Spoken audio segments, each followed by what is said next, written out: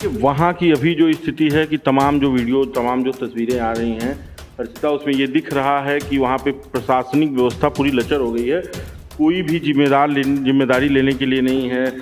लोग सड़कों पर हैं, लूटपाट कर रहे हैं। बांग्लादेश को समझने के लिए 1971 में चलना पड़ेगा, जब बांग्लादेश में भाषा के आधार पर संघर्ष चल रहा था। पहले बांग्लादेश पूर्वी पाकिस्तान का हिस्सा। हसीना सबसे ज़्यादा बांग्लादेश के सबसे लंबे समय तक प्रधानमंत्री रहने वाली महिला हैं और अब वो इस सारी परिस्थितियों के बीच भारत। हसीना के बेटे ने ट्विटर पे एक एक्स पे अपनी पोस्ट डाली है।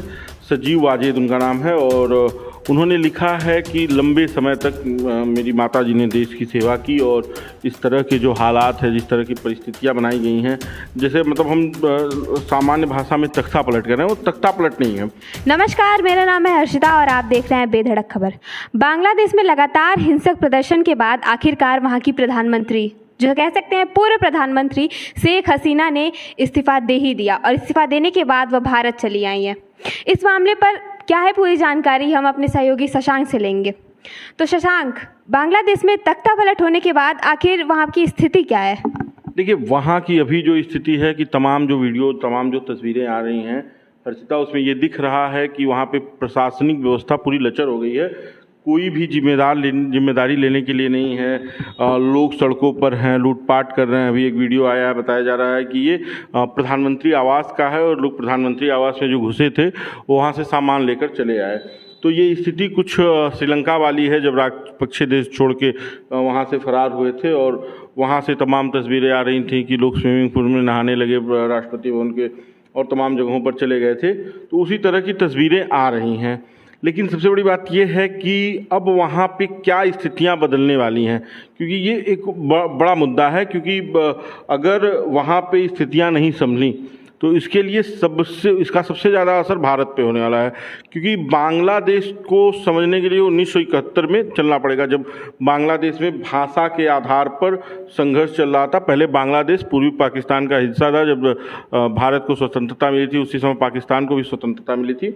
तो उस समय पूर्वी पाकिस्तान के नाम से बांग्लादेश को जाना जाता था और पाकिस्तान की सत्ता चलती थी और भाषा के नाम पर वहाँ पे संघर्ष था। और ये संघर्ष चलते 1971 में जब भारत की प्रधानमंत्री इंदिरा गांधी थी, उस वक्त इस स्थिति में पहुँच गया कि वहाँ पर जन विद्रोह हो गया और उस वक्त भारत ने बांग्लादेश का साथ दिया, बांग्लादेश को स्वतंत्र कराया और वहाँ पर उनका अपना बांग्लादेश एक अलग देश बना और उनका अपना लोकतंत्र स्थापित हुआ। और शेख हसीना सबसे ज़्यादा बांग्लादेश के सबसे लंबे समय तक प्रधानमंत्री रहने वाली महिला हैं और अब वो इस सारी परिस्थितियों के बीच भारत आ गई हैं। तो वहाँ की स्थिति तो थोड़ी नाजुक है और इस पे भारत ने कड़ी नज़र बनाई हुई है। तो शशांक, जैसा कि आपने बताया कि प्रधानमंत्री बांग्लादेश की वो बहुत समय से रही हैं और उन्होंने कहा भी कि इतने सालों से प्रधानमंत्री रही हूँ, लेकिन एक गुट की वजह से उन्हें इस्तीफा देना पड़ा। तो इस पे क्या उनके बेटे जो है उनका भी कोई राय है? उनके बेटे शेख हसीना के बेटे का भी कुछ राय है? शेख हसीना के बेटे ने ट्विटर पे एक एक्स पे अपनी पोस्ट डाली है। सजीव वाजेद उनका नाम है और उन्होंने लिखा है कि लंबे समय तक मेरी माता जी ने देश की सेवा की और इस तरह के जो हालात है, जिस तरह की परिस्थितियां बनाई गई हैं, जैसे मतलब हम सामान्य भाषा में तख्ता पलट कर रहे हैं, वो तख्ता पलट नहीं है। उसे अगर आप तरीके से समझिए तो वहाँ जन आंदोलन चल रहा है और उस जन आंदोलन की जो विषय है वो आरक्षण है।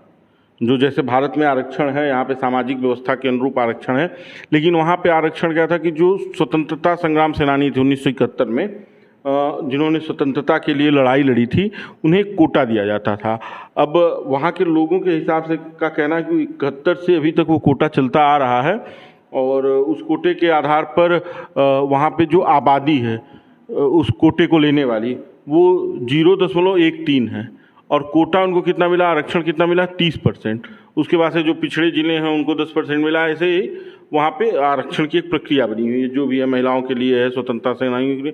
तो सबसे ज़्यादा कोटा वो तो जिनकी संख्या, जिनकी आबादी 0.13% है, उन्हें 30% आरक्षण दिया जा रहा है। और इसी को लेकर शेख हसीना का एक था कि जिन्होंने स्वतंत्रता दिलाई, अगर उन्हें हम कोटा नहीं देंगे, उन्हें आरक्षण नहीं देंगे, तो जो देश के खिलाफ से क्या उनको आरक्षण दिया जाए, इसको लेकर बड़ा विरोध रहा। और इसमें बताया जा रहा है कि जो यूथ हैं, जो युवा हैं, जो रोजगार के संकट में हैं, जिनके पास काम नहीं है, और वो इसके विरोध में खड़े हुए और ये लंबे समय से चल रहा प्रदर्शन इस स्थिति में आ गया कि प्रधानमंत्री को देश छोड़ना पड़ा। और उस पूरी परिस्थिति पे उनके बेटे सजीव वाजेद ने जो एक्स पे लिखा है, उन्होंने लिखा है कि इस तरह के हालात की हमें उम्मीद नहीं थी। हमने देश के लंबे समय तक हमारी माता जी ने सेवा की और उनके नाना जी ने भी सेवा की, और इस परिस्थिति में जो भी सिचुएशन बनी है उससे वो बहुत आहत है, और हो सकता है कि आगे वो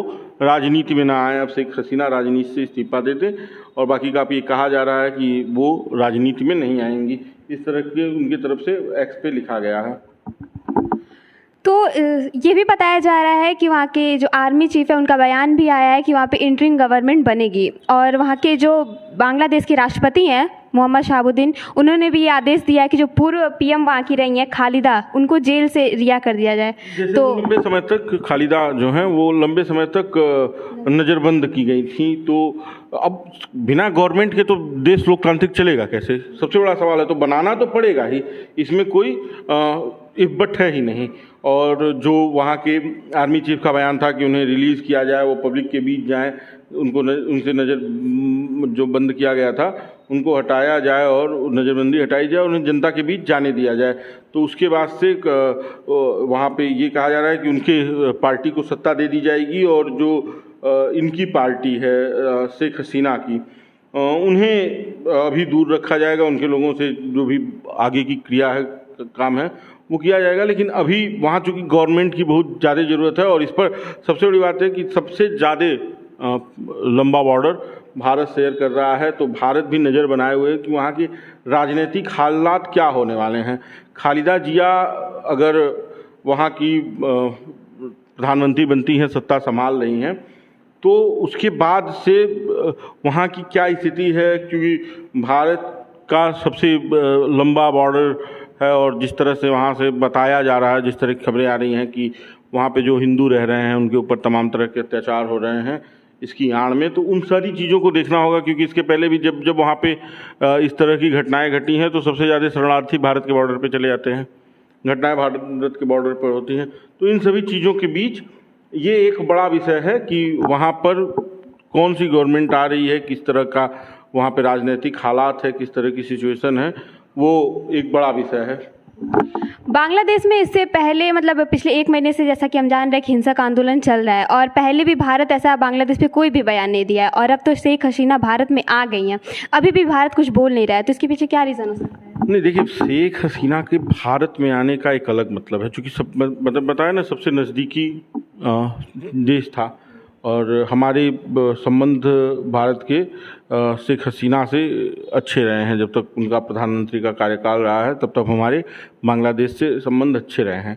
तो इस परिस्थिति में जब कोई संकट की घड़ी में है, जो मित्र राष्ट्र है, मित्र है, तो उसे शरण देना है। लेकिन हमने उन्हें शरण नहीं दिया है। इस तरह की भारत की तरफ से कोई जानकारी सरकार की तरफ से नहीं दी गई है, भारत सरकार की तरफ से, कि हमने उन्हें शरण दिया है। लेकिन जब तक उनका कहीं, जैसे वो पश्चिमी देशों में जाना चाहती हैं, लंदन वगैरह जाना चाहती हैं, तो जब तक वहाँ से उनकी क्लियरेंस नहीं है तब तक वो यहाँ पर हैं। गाजियाबाद के हिंडन एयरपोर्ट पे उनका कल 5 अगस्त को, जब हम ये वीडियो शूट कर रहे हैं, ये वीडियो शायद कल पड़ेगा, तो मतलब 5 अगस्त को उनका हेलीकॉप्टर उतरा, और बताया जा रहा है कि बांग्लादेश और भारत के बॉर्डर से भारतीय वायुसेना के हेलीकॉप्टर्स ने उनको फ्लीट किया, उन्हें इंडिया लाया, और इंडिया लाके उन्हें गाजियाबाद के जो हिंडन एयरवेस है वहाँ पे उतारा। वहाँ से वो रुकी हुई हैं वहीं पर, और उनसे कल NSA अजीत डोभाल ने भी मुलाकात की, 1 घंटे की बातचीत हुई।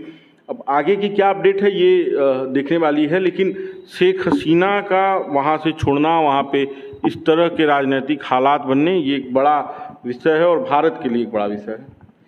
तो ये था पूरा मामला जो हमने समझने की कोशिश की अपने सहयोगी के जरिए। धन्यवाद शशांक। और इस पे आगे की अपडेट क्या होगी हम आपको ज़रूर बताएंगे। हमारे चैनल से आप जुड़े रहिए। अगर आप ये वीडियो हमारे फेसबुक चैनल पे देख रहे हैं तो इसको फॉलो ज़रूर करें, और यूट्यूब पे देख रहे हैं तो सब्सक्राइब करें। धन्यवाद।